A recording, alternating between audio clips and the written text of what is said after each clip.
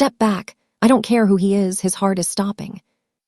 The ballroom of the Seoul Grand Gala went deathly silent as I shoved past two men in silk suits who looked like they were carved out of granite. I didn't see the silver-plated pistols tucked into their waistbands, and I didn't care about the billions of one represented by the diamonds in the room. All I saw was a man in a black tuxedo turning blue on the marble floor. They called him the ghost of Incheon, the deadliest man in Korea, and everyone in that room was waiting for him to die. But they didn't know that I had spent 10 years in the ER bringing people back from the brink, and I wasn't about to let a heart stop on my watch. Before we get to the moment Lim Woo-Jin opened his eyes and realized a complete stranger had just saved his empire, hit that subscribe button and turn on the notification bell. Now, tell me in the comments, if you saw a monster dying, would you save him or walk away? My name is Destiny Holloway.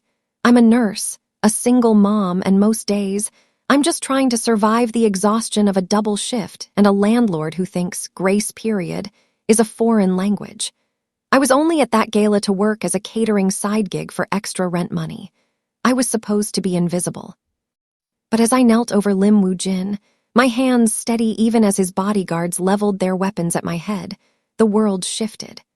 I performed an emergency procedure with a steak knife and a plastic straw while the elite of Seoul watched in horror. I thought I was just doing my job. I thought I'd save his life, go home to my daughter, and forget the smell of his expensive cologne and copper blood. What I didn't know was that the ghost of Incheon doesn't believe in coincidences. He believed he was dead until he saw me. And now that he's back from the grave, he's decided that the woman who saved his life is the only one who gets to own it. You won't believe how far a mafia boss will go to repay a woman who never asked for a dime, but who gave him back his breath.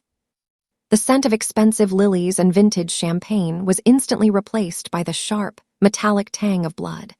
The Seoul Grand Gala, a sea of silk and diamonds, had frozen into a silent tableau of terror. In the center of the marble floor lay Lim Woo-Jin, his chest heaving in shallow, desperate rattles that sounded like dry leaves scraping against pavement. Move, now! My voice didn't belong to the exhausted single mother who had been plating hors d'oeuvres moments ago. It belonged to the woman who had spent a decade staring death in the eye in the trauma ward. I didn't stop to think about the silver-plated pistols that cleared their holsters as I breached the perimeter of his bodyguards. I didn't care that the two men in charcoal suits looked ready to snap my neck. I saw the way Woo-Jin's throat was spasming, the way his pupils were blowing wide and dark. He wasn't the ghost of Incheon to me. He was a man whose airway was closing. I'm a nurse. If you don't let me touch him, he dies before the ambulance clears the gate, I shouted, my knees hitting the cold marble with a painful crack. The taller guard hesitated, his finger trembling on the trigger, but I didn't wait for his permission. I reached out, my dark skin a stark contrast against Woo-Jin's pale, sweat-slicked forehead. His skin was burning. I grabbed a cloth napkin from a nearby table, tilting his head back with a professional infirmity that seemed to stun the armed men surrounding us. He's in anaphylaxis, I whispered, more to myself than to them. I didn't have an EpiPen. I didn't have an oxygen mask. I looked at the table, a silver steak knife and a hollow gold stirring straw. The room gasped as I sterilized the blade in a glass of high-proof vodka. My hands, which usually trembled from too much caffeine and not enough sleep, were suddenly rock solid. I looked down at Woo-Jin. For a split second, his eyes fluttered open, dark, predatory, and glazed with agony. He looked at me, not with the authority of a king, but with the raw plea of a drowning man. "Stay with me," I commanded, my voice a low, fierce prayer. I made the incision. It was surgical, precise, and terrifying.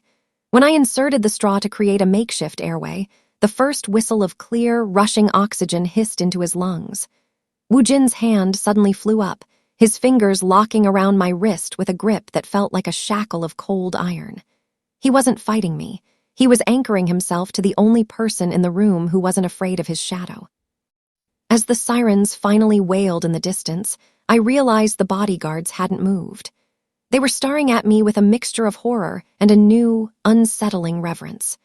I had just saved a monster, and as Woo-Jin's grip tightened, I felt the heavy weight of a debt I never wanted to collect. The week following the gala was a blur of fluorescent hospital lights and the rhythmic, grounding chaos of being a mother. I tried to bury the memory of the ghost of Incheon beneath the mundane stack of bills sitting on my kitchen table, the pink eviction notice on top, a constant reminder of how thin the ice was beneath my feet. But the air in my small apartment felt different, as if the silence was holding its breath. It started on Tuesday. I had spent my lunch break rehearsing the plea I would make to my landlord, Mr. Park, a man who measured human worth in square footage and late fees. When I finally cornered him in the hallway, he didn't look at me with his usual sneer. Instead, he turned pale, his eyes darting toward the street as if he expected a storm to break through the ceiling. "Your balance is 0, Miss Holloway," he stammered, backing away so quickly he nearly tripped over a tenant's bicycle. "In fact, you're paid 6 months in advance. Please, just tell them the plumbing is fixed. Tell them everything is perfect." I stood frozen, the rehearsed words dying in my throat. I hadn't paid him a dime. By Thursday, the coincidences turned into a localized miracle. I arrived at my daughter Maya's school to find the principal waiting for me, clutching a gold-embossed folder. She explained with a bewildered smile that Maya had been selected for a Global Excellence Scholarship. It covered her tuition, her uniforms, and even a private tutor. When I asked who had funded the endowment, the principal's smile faltered. "The donor prefers to remain a shadow," she whispered. But the paperwork came from a legal firm in Incheon. They said it was a debt-of-life repayment. A chill that had nothing to do with the Seoul wind crawled up my spine. My mind flashed back to that marble floor, the way Woo-Jin's fingers had locked around my wrist like a shackle. He wasn't just recovering, he was rewriting the script of my life from the darkness. Every obstacle that had kept me awake at night was being systematically erased by an invisible hand. That evening, I found a single black orchid tucked into the handle of my front door. There was no note, just the faint, lingering scent of expensive cologne and copper. He was watching. He knew about the rent, the school, and the daughter I fought so hard to protect. I looked down at my hands, the hands that had saved him, and realized that while I had given him back his breath, he was slowly taking mine away. I wasn't just a nurse anymore. I was a marked woman, caught in a velvet trap set by a man who didn't know how to say thank you without making it a threat. The rain was drumming a frantic, uneven rhythm against my window when the heavy silence of the night was shattered. It wasn't a knock. It was the sound of a weight leaning, then sliding against the wood of my front door. My heart hammered against my ribs as I looked at the clock. 3:14 a.m. In the small bedroom down the hall, Maya was fast asleep, oblivious to the fact that the invisible hand had finally decided to show its face. I gripped a heavy kitchen knife, my pulse thrumming in my ears, and looked through the peephole. My breath hitched. The hallway light flickered, illuminating a man whose presence usually commanded skyscraper boardrooms and underground docks. Lim Woo-Jin was slumped against the frame, his bespoke charcoal blazer stained a terrifying, wet black. I threw the locks open just as he began to collapse. I caught him, his massive frame nearly crushing me, the familiar scent of expensive cologne now choked out by the raw, copper tang of a fresh wound. I dragged him inside, the door clicking shut with a finality that made my stomach flip. "I'm calling 119, I whispered, my hands already shaking as I reached for my phone. A hand, cold and slick with blood, clamped over my wrist. It was that same iron grip from the ballroom, but weaker, desperate. Woo-Jin's eyes fluttered open, dark, hooded, and swimming with a feverish intensity. He was pale, his jaw set in a grimace of agony that made his neck tattoos dance in the dim light. "No," he rasped, the sound like glass grinding on silk. "No hospitals, no records. You're bleeding through your shirt, Woo-Jin. You need a surgeon, not a nurse on her day off," I hissed, my professional instinct warring with the sheer terror of having a dying king in my living room. He pulled me closer, his forehead resting against mine for a fleeting, heavy second. His breath was ragged. They are everywhere. The hospital is a cage." He coughed, a wet sound that made my medical heart sink. I only trust the hands that brought me back." The vulnerability in his voice was a weapon more dangerous than any gun. He wasn't demanding. He was surrendering. This man, who could order the destruction of lives with a nod, was placing his entire existence into my hands in a cramped apartment that smelled like laundry detergent and old floorboards. I looked at his wound, a jagged tear just below his ribs. I didn't have a choice. I was a nurse, and he was my patient, even if he was also the man who had turned my life into a gilded mystery. "Stay quiet," I commanded, shifting into the calm authority of the ER. "If you wake my daughter, I'll finish what that bullet started." A ghost of a smile touched his bloodless lips. "Understood," he whispered, before his head fell back and he slipped into the dark. The morning after I stitched Woo-Jin back together on my kitchen table, the air in Seoul felt heavy, as if the city itself was holding its breath. He had vanished before the sun touched the skyline, leaving behind only a blood-stained towel and the lingering, sharp scent of antiseptic and expensive tobacco. I tried to push the memory of his hand on my wrist into the back of my mind as I walked Maya to school, but the sense of being watched had moved from a whisper to a roar. It was the SUV, a sleek obsidian beast with windows so dark they looked like voids in the light. It was parked at the corner of the playground when I dropped Maya off, and it was there again when I came to pick her up. It didn't have a license plate from any agency I recognized, but the way the other cars gave it a wide berth told me everything I needed to know. "Mom, look, my new friend gave me this," Maya chirped, skipping toward me. She held up a small, hand-carved wooden bird, its wings polished to a high mahogany shine. My blood turned to ice. "Your new friend, Maya, who?" She pointed toward the edge of the fence, where a man in a simple black windbreaker stood. He didn't look like a mobster, he looked like a father or a gym teacher. But when our eyes met, he didn't look away. He offered a single, respectful nod, the kind of gesture a soldier gives to a general's wife. "He's nice," Maya continued, oblivious to the invisible war being fought around her. "He says he's here to make sure no one steals the swings." I gripped Maya's hand a little tighter than intended. I looked back at the SUV and saw the faint glow of a cigarette behind the tinted glass. I realized then that Woo-Jin hadn't just paid my rent, he had annexed my life. My daughter wasn't just a student anymore. She was the most protected person in the city, surrounded by a ring of steel and shadows that I couldn't see, but could certainly feel. The realization was a jagged pill to swallow. This was the repayment he had promised, a world where my daughter would never know fear, but where the price of that safety was the constant presence of the underworld. As we walked home, I noticed the way two men in suits stepped aside to let us pass the crosswalk, their hands folded neatly in front of them. I wasn't just a nurse in scrubs anymore. I was the woman who saved the ghost, and in his world, that made me untouchable and trapped. The invitation didn't arrive in an envelope. It arrived in the form of a sleek black sedan idling outside the clinic at the end of my shift, and a driver who held the door open with the silent expectation of a royal decree. I was still in my wrinkled scrubs, my hair escaping its neat tie, but as we pulled up to a glass-walled restaurant overlooking the Han River, I realized I was the only guest. The city lights shimmered on the water like scattered diamonds, but the man sitting at the center table looked like he was carved from the shadows themselves. Woo-Jin looked immaculate. The pallor of the midnight surgery had been replaced by a sharp, lethal vitality. He didn't stand as I approached. He simply watched me with a gaze so heavy it felt like a physical touch. "You didn't have to do all this, Woo-Jin," I said, my voice echoing in the empty, opulent space. "The rent, the scholarship, it's too much." "It's a fraction of what a life is worth," he replied, his voice a low, melodic hum. He gestured to the chair across from him. As I sat, I noticed he wasn't eating.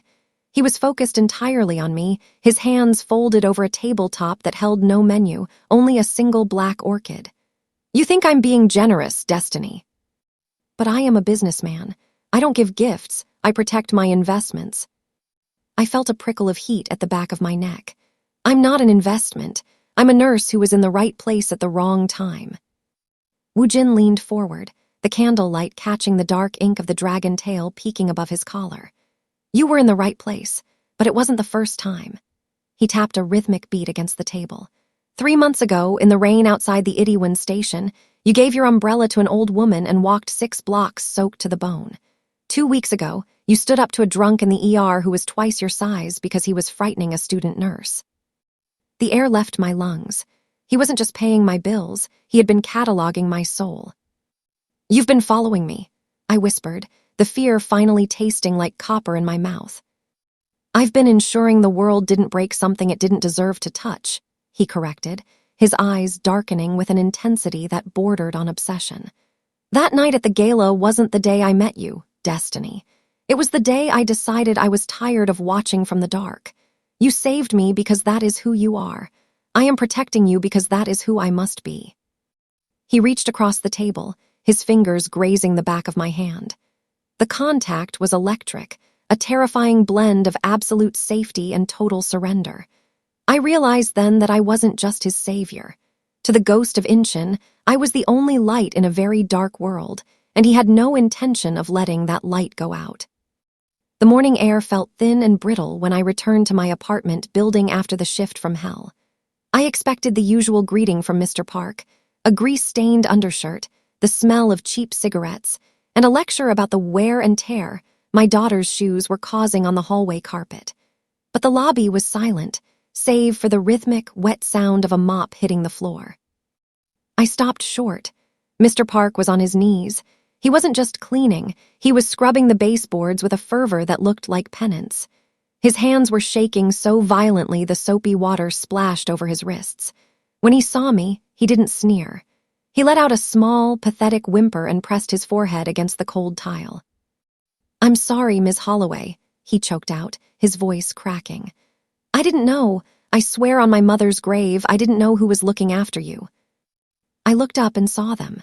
2 men in charcoal overcoats stood near the mailboxes, their hands folded neatly in front of them, their expressions as blank as fresh headstones. They were the same men from the playground, the same men from the black SUV. One of them stepped forward, offering a slight, respectful bow that felt more chilling than a threat.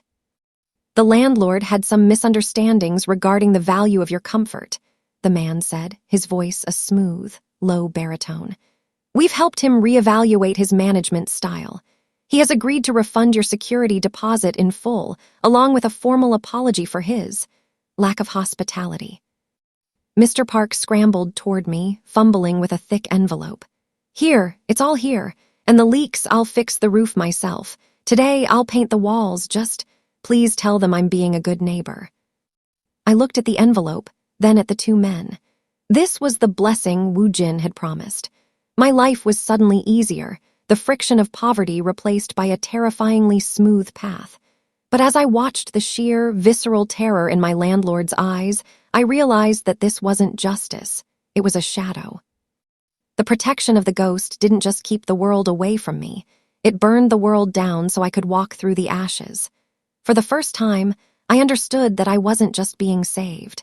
I was being isolated. By removing every person who dared to treat me poorly, Woo-Jin was making himself the only person I had left to turn to. "Is he hurt?" I whispered, looking at the man in the overcoat.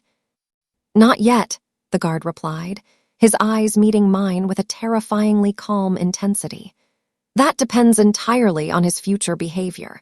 We are simply ensuring that the air you breathe is as clean as Mr. Lim demands it to be." I took the envelope, my fingers cold. I had prayed for a miracle to save my home, but as I walked up the stairs, the weight of the money felt like lead. I was safe, but the price of that safety was the realization that the man I had brought back to life was a god of retribution, and I was now at the altar where he made his sacrifices. The transition from the clinical safety of the hospital to the cold damp of the basement happened in a heartbeat of shattered glass and screeching tires. I didn't have time to scream before the sedative-soaked rag pressed against my face, pulling me into a chemical abyss. When I finally woke, my wrists were raw from the bite of plastic zip ties, and the air smelled of wet concrete and stale cigarettes. 3 men stood in the shadows, their faces obscured by the dim, flickering bulb overhead. They weren't Woo-Jin's men. There was no reverence here, only the frantic, sweaty desperation of predators who knew they were hunting a god and had decided to use his only weakness as bait. "The ghost thinks he's untouchable because of you," the largest one sneered, his shadow looming over me. He held a phone, the screen glowing with a dialer ready to transmit my terror to the one man who would burn the city to find me. Let's see how long his shadow stays long when we start sending him pieces of his miracle worker. Fear is a visceral thing. It makes your heart gallop and your breath shorten. But 10 years in the ER teaches you that fear is also a diagnostic tool. I forced my breathing to slow, my mind shifting from victim to practitioner. I looked at the man's stance, the way he leaned heavily on his left leg, the slight tremor in his hands. "You have a grade 3 tremor," I said, my voice steady, cutting through the silence of the basement. "And your friend behind you, that wheeze in his chest isn't just the damp, it's a pulmonary edema waiting to happen." The man paused, the phone halfway to his ear. "Shut up." "You think I'm just a girl he likes," I continued, leaning forward as much as the ties would allow. "But I'm a nurse. I know exactly how many seconds it takes for a punctured lung to collapse. I know where the brachial artery sits, just a few inches from where you're holding that knife." I didn't wait for him to respond. As he stepped closer to silence me, I lunged. I didn't need strength. I needed physics. I drove my shoulder into the nerve cluster behind his knee, the one I had studied in 1,000 anatomy texts. He collapsed with a howl of pure electrical agony, his leg buckling like paper. As he fell, his knife skittered across the floor. I rolled, my fingers found the sharp edge of the blade. In a world of monsters, they had forgotten that a healer knows exactly where the light goes out. I sliced through the plastic ties, the sting of the friction nothing compared to the cold, clinical focus in my veins. "I've spent my life saving people like you," I whispered, standing up as the other two scrambled for their weapons. "But today, I'm only interested in getting home to my daughter, and if you stand in my way, I will show you exactly how fragile the human body really is." For the first time since the gala, I wasn't waiting for the ghost to save me. I was the one holding the scalpel. The sirens in the distance weren't coming for me. They were the sound of Woo-Jin's fury tearing through the city's silence. I had managed to escape that damp basement, but the war had followed me back to the one place I thought was a sanctuary. The hospital wing was a labyrinth of shadows and the sterile scent of rubbing alcohol. Now punctured by the rhythmic, heavy thud of tactical boots echoing against the linoleum. I found Woo-Jin in the trauma bay, his silhouette framed by the flickering emergency lights. He looked less like a man and more like a force of nature, his charcoal suit jacket gone, his white shirt sleeves rolled up to reveal the dark, intricate ink of the dragon winding down his forearms.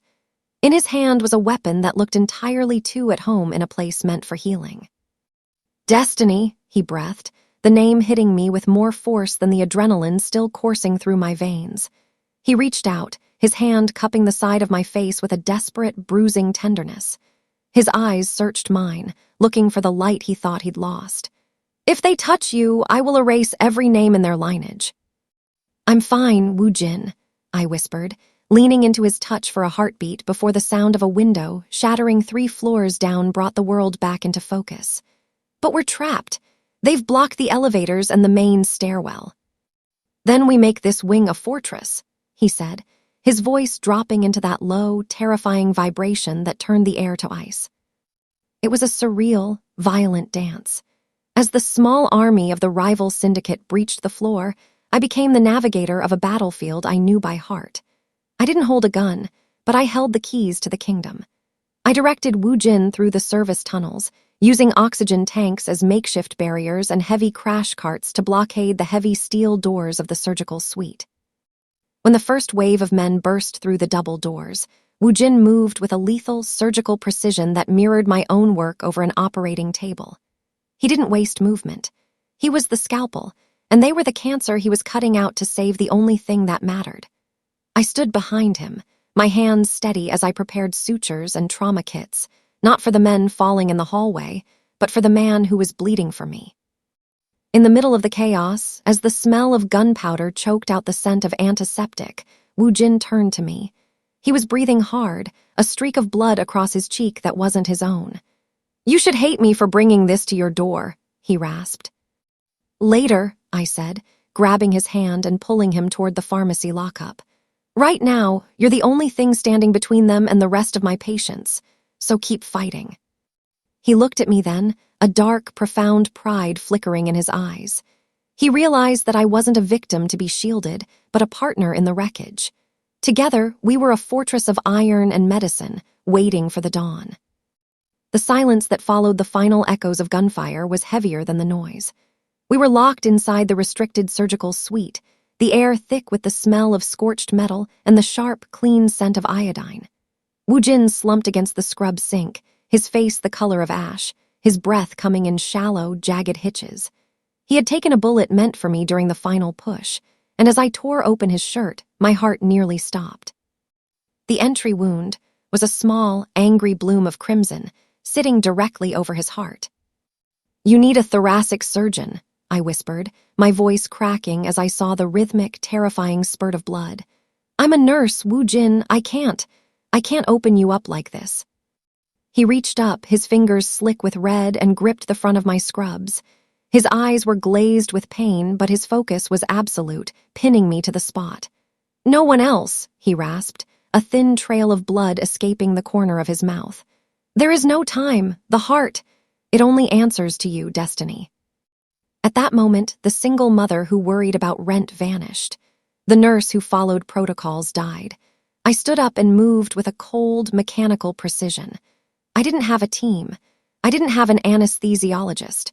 I only had the flickering emergency lights and a man who had burned the city down to keep me breathing. I prepped the field, my hands moving in a blur of practiced motion. I poured the local anesthetic directly into the wound, my mind projecting the anatomy of his chest like a map of a territory I owned. As I picked up the scalpel, the world narrowed down to the 2 inches of skin above his ribs. "Don't you dare leave me," I commanded, the steel in my voice surprising even me. The surgery was a fever dream of silver and shadow. I worked by the light of a single industrial flashlight held between my shoulder and ear. My fingers, steady as a surgeon's, navigated the delicate web of muscle and vessel. I could feel the thrum of his heart against my instruments, a wild, frantic beat that seemed to be calling out to me. When the metal of my forceps finally clicked against the lead slug, the sound was louder than any gunshot. I pulled it out. The rhythmic spurt settled into a steady, manageable ooze. As I began the internal sutures, I realized that the power in this room didn't belong to the man with the tattoos or the guns. It belonged to the woman who knew exactly how to keep his soul inside his body.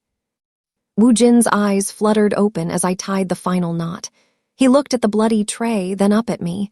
He didn't see a nurse anymore. He saw his architect.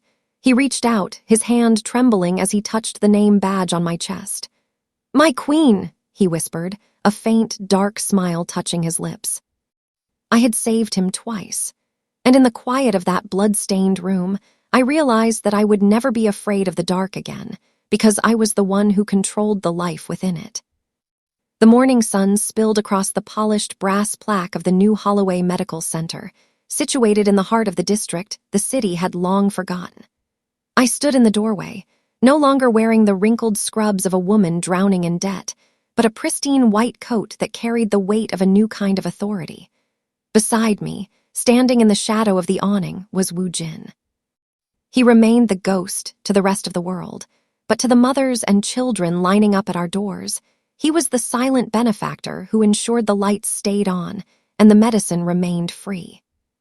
As I watched Maya playing in the small courtyard we had built, protected by the same quiet men who once terrified me, I realized that the debt of life had transformed into something far greater than a transaction.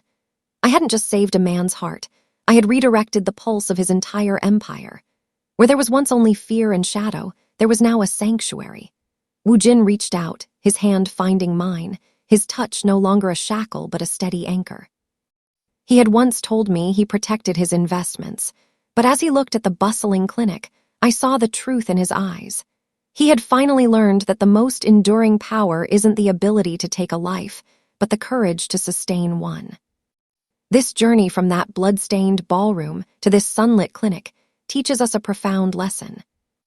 It reminds us that mercy is a far greater power than fear, capable of tamming even the most dangerous monsters. It shows us that a mother's protective instinct and a woman's professional competence are forces that can reshape the world, turning a victim into a queen and a killer into a protector. Destiny's story is a testament to the fact that when we stand our ground with nothing but our courage and our humanity, even kings will bow to the strength of a healing hand. Destiny didn't just save a man. She conquered a king with nothing but her courage and her heart. If you love stories where the underdog takes the throne and turns the darkness into light, hit that like button and subscribe to join our community for more incredible tales of devotion and justice. Thanks for watching, and remember, your value isn't defined by what you have, but by the lives you touch. See you in the next story.